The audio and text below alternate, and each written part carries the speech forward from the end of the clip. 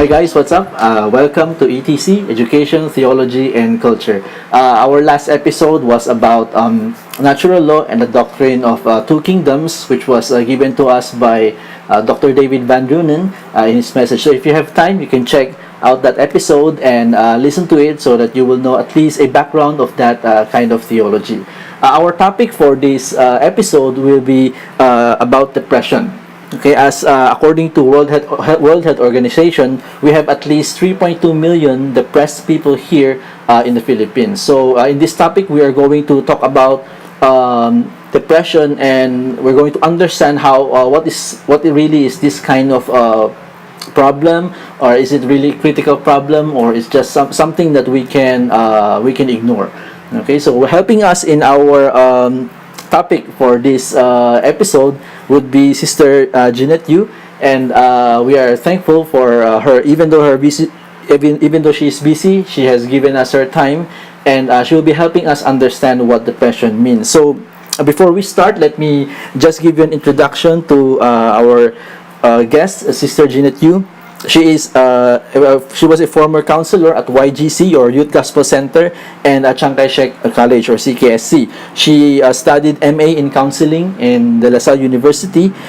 She's also studied BS Psychology and BS in Human Resources at St. Scholastica's College. She also received a Master's of Divinity in Biblical Seminary of the Philippines, or BSOP. Also, she just finished her Doctor of Ministry in Marriage and Family Counseling at Gordon Conwell Theological Seminary in Massachusetts, USA.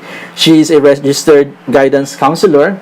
So if you are looking for a registered guidance counselor, you can approach her and ask her regarding this topic. And last but not the least, she was my psychology teacher in Chiang Kai-shek College. You can ask her my attitude when I was in college, and I believe she would good student. She would answer very good. And right now, she is currently working as a pastor counselor at Makati Gospel Church, and happily married to Brother Hans Chua. So let's get the ball rolling. Let's talk about this serious and a delicate topic, depression. Good afternoon, Sister Jeanette. Yes, good afternoon, Wayne. Nice to see you. Thank you for taking the time to be here in ETC. Let's get started to this topic.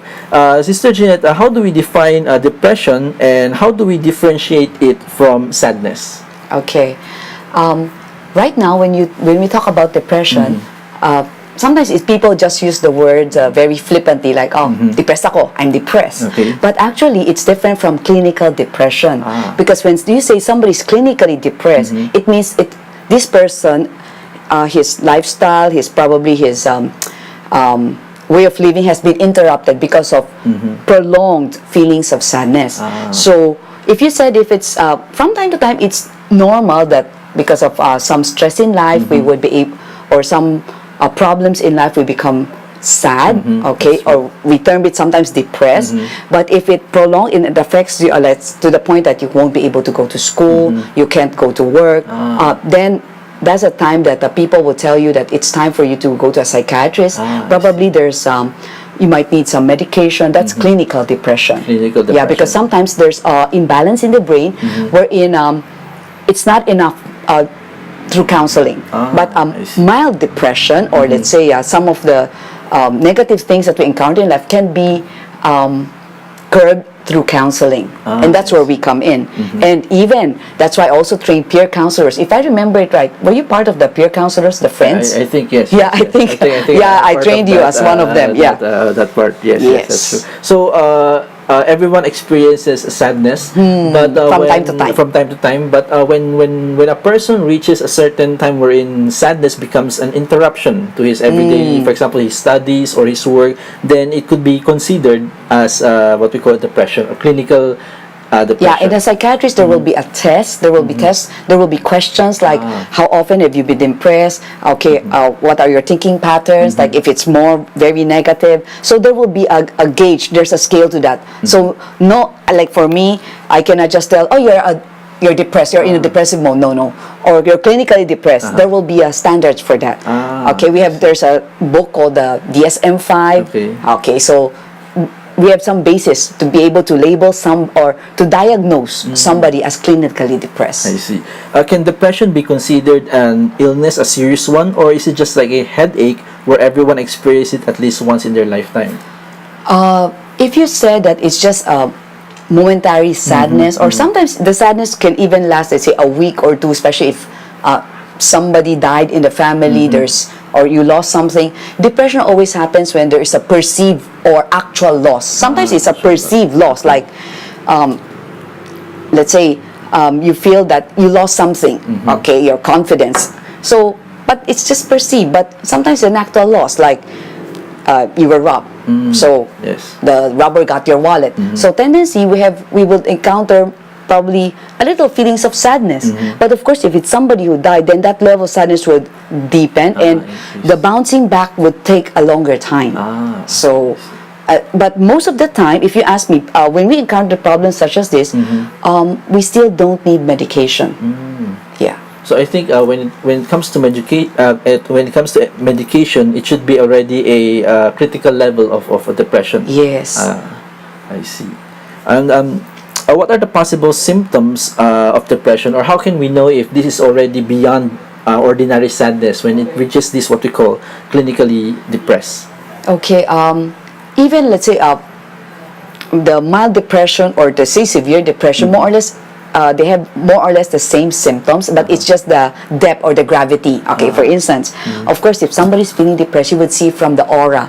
Okay, like there's a sad affect, like the person cannot smile, and then they would cry uncontrollably. Let's say let's say after a breakup, let's say the sad song, the love song is being played, and that's their their theme song. So tendency tears will fall down, or she would happen to see somebody who looks like the ex-boyfriend or the ex-girlfriend, something like that. Okay, so the sad affect. Then there will be the negative way of thinking, like nobody loves me. There's no hope. Okay, hopelessness will be there, and sometimes it affects even my daily routine. Like if I'm a person, let's say, who always enjoys going to work or going to school, now I don't have energy to do anything.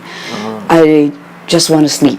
Or if I'm very, very talkative, I don't want to talk to anyone, and I would withdraw. I would want just to be by myself. Okay? Regarding appetite, sometimes it depends. Sometimes some people would do stress eating or depressive eating, eat too much. Okay? But in a way, that would also, there will be a vicious cycle wherein, because I eat too much and then I look at the mirror, because I gain weight, I will become depressed again. Then I eat more. So it's a vicious cycle. So that's not good. But some people would, on the other hand, they won't have any appetite. They won't eat anything. So that's also not healthy. Regarding sleep, some people would just want to sleep all the time. Some people cannot sleep. They wake up. They keep on waking up, or they have a difficulty falling asleep. So there will be different symptoms like that. And I think it depends on prolonged. Let's say if you ask me, when does a person need to go to probably a psychiatrist to check? Let's say the person is no longer taking a bath. The person stopped going to work. Wow. Okay. The person stopped going out of the house. That's not really healthy. Critical in the critical level, the bad level. I see. Earlier you told us that for a person to be labeled as a clinically depressed, that person needs to undergo some tests. Yes. And I think that is why that maybe, for example, I'm depressed. I cannot know I'm depressed unless I take that what we call test. Or can I know personally that I am depressed, or being aware that I'm depressed? I think awareness, more or less, you would know. But when do you need to take medication? That I think only a psychiatrist will be qualified to say that. Okay.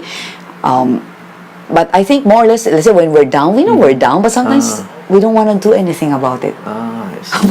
Or sometimes maybe it would take a friend to say that I think you're depressed. Like there was one time I was taking medication for I was taking heavy steroids because I suddenly had a sudden hearing loss.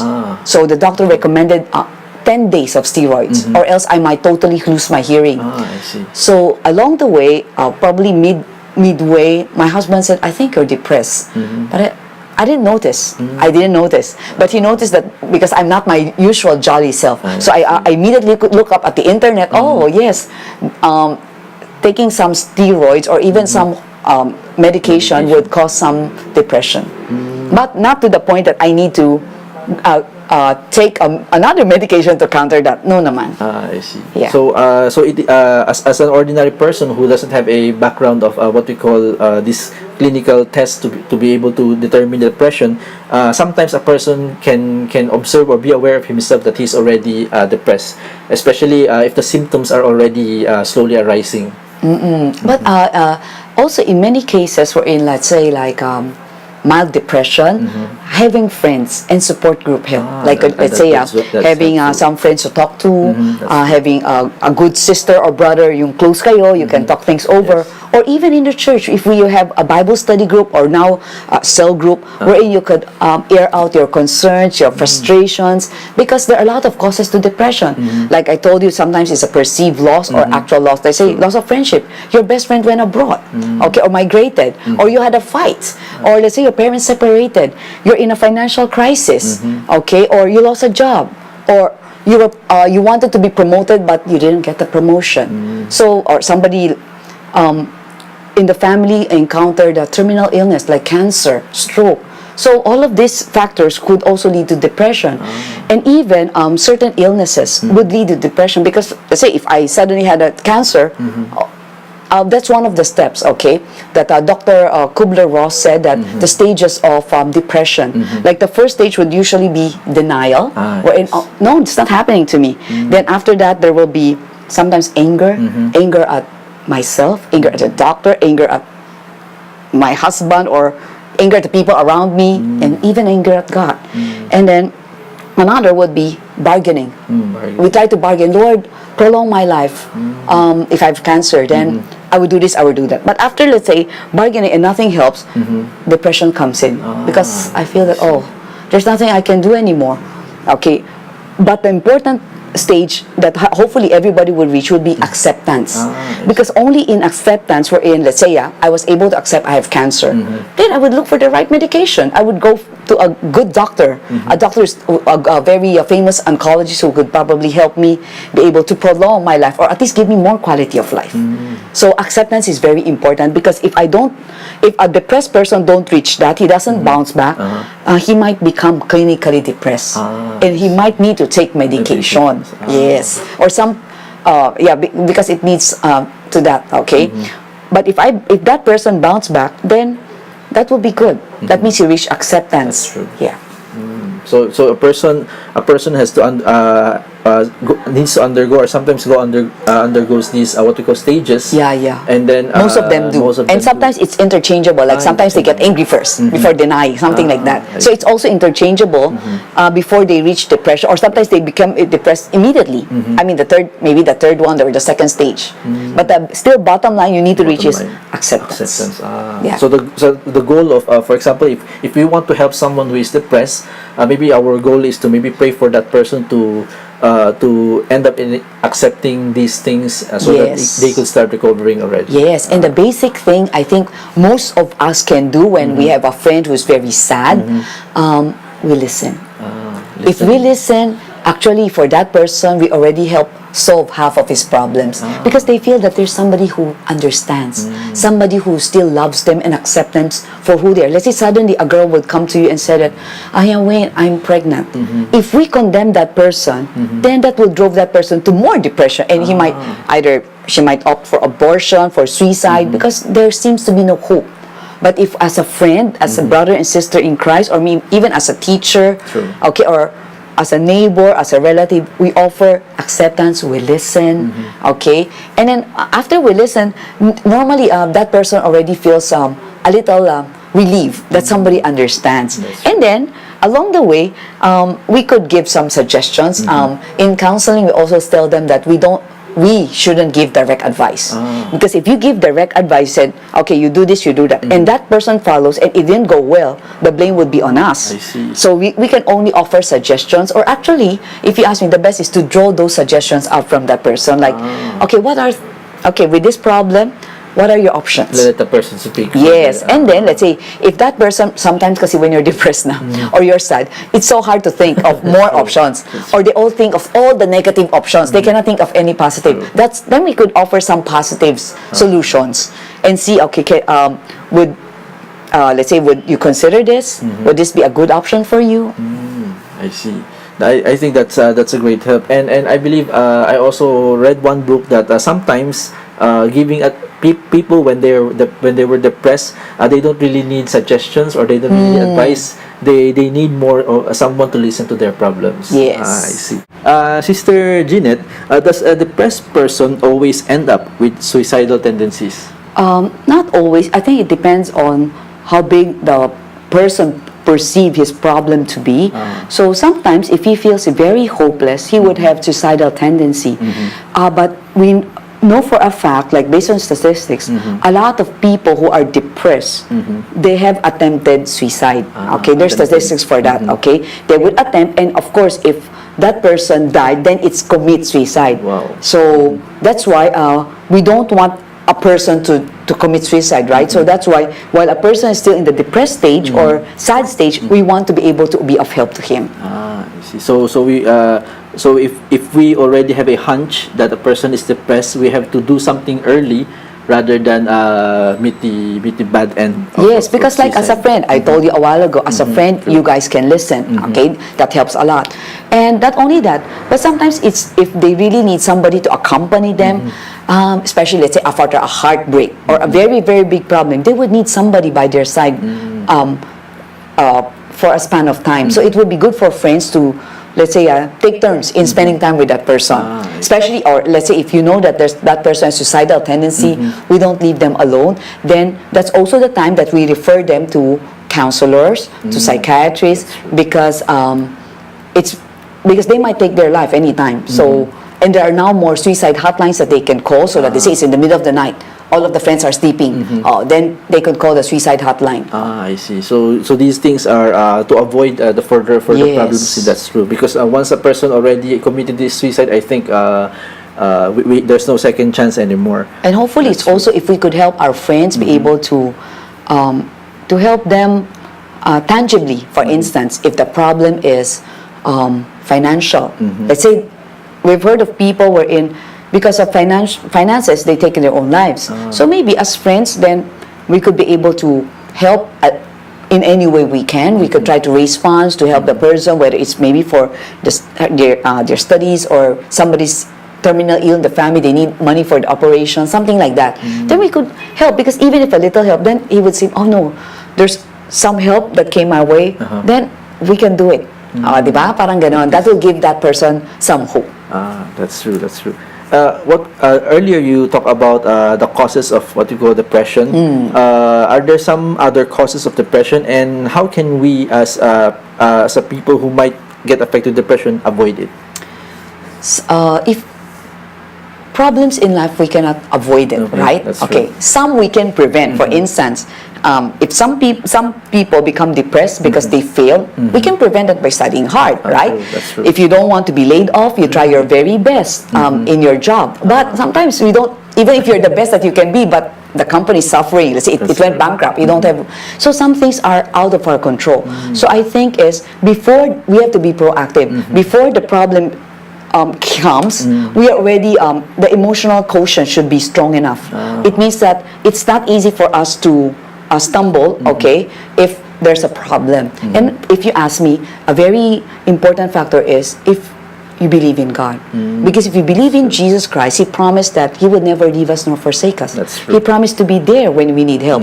And even though people will think that the Bible is antiquated, it's no longer relevant, it is. Because if you read Psalm 42 and 43, I think at least 3 times there's the word depressed. It says that, why are you so depressed or so downcast, oh my soul?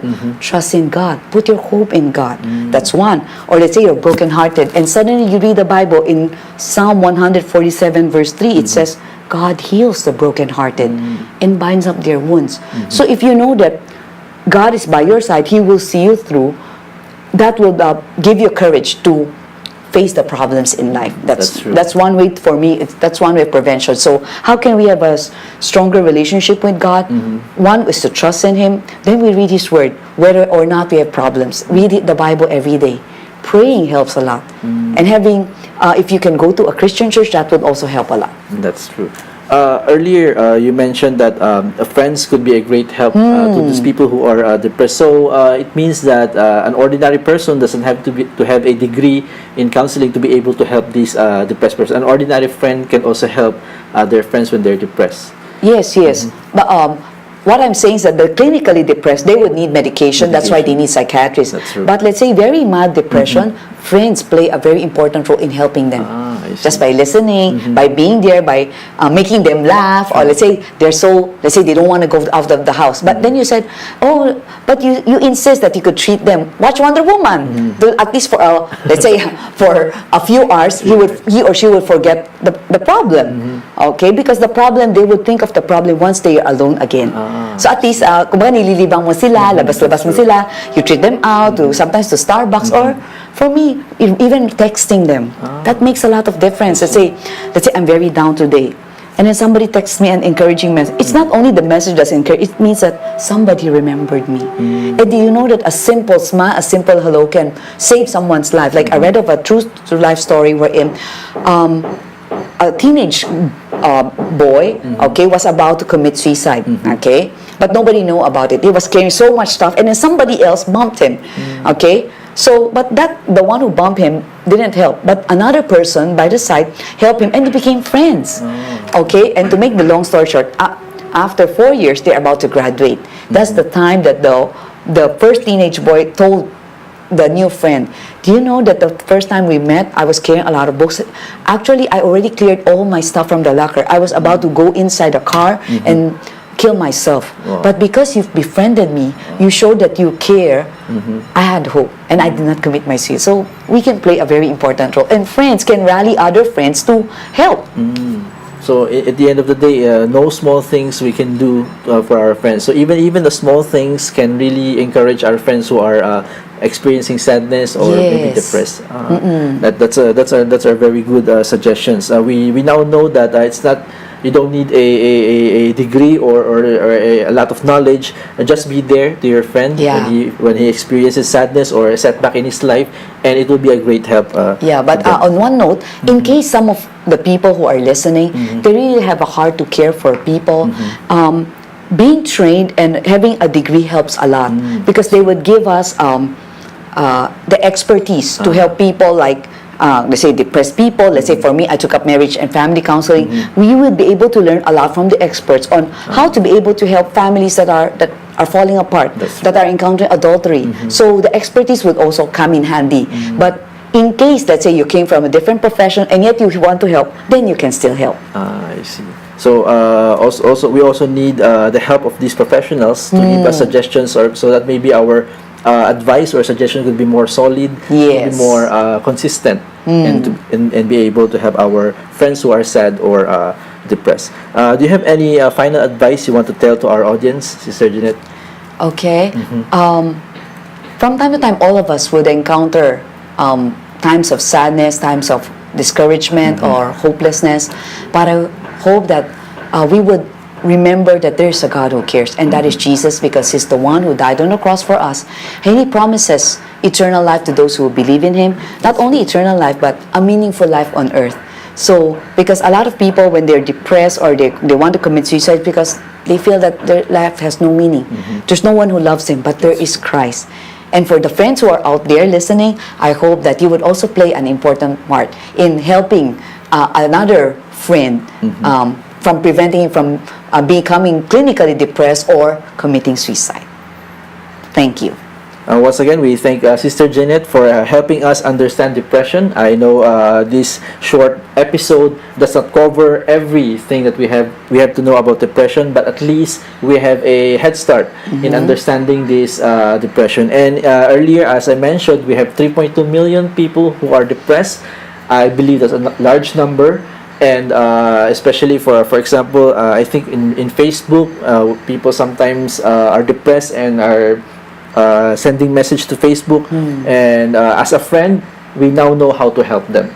Okay, as a friend, we now know how to pray for them And if their depression becomes lethal or critical, we know what to do right now. All thanks to Sister Jeanette for helping us understanding these things. And I hope and I pray that we learned a lot from this episode. So if you have more questions about the Bible, or if you have a topic that you want ETC to discuss, do not be shy and do not hesitate to put your comments below.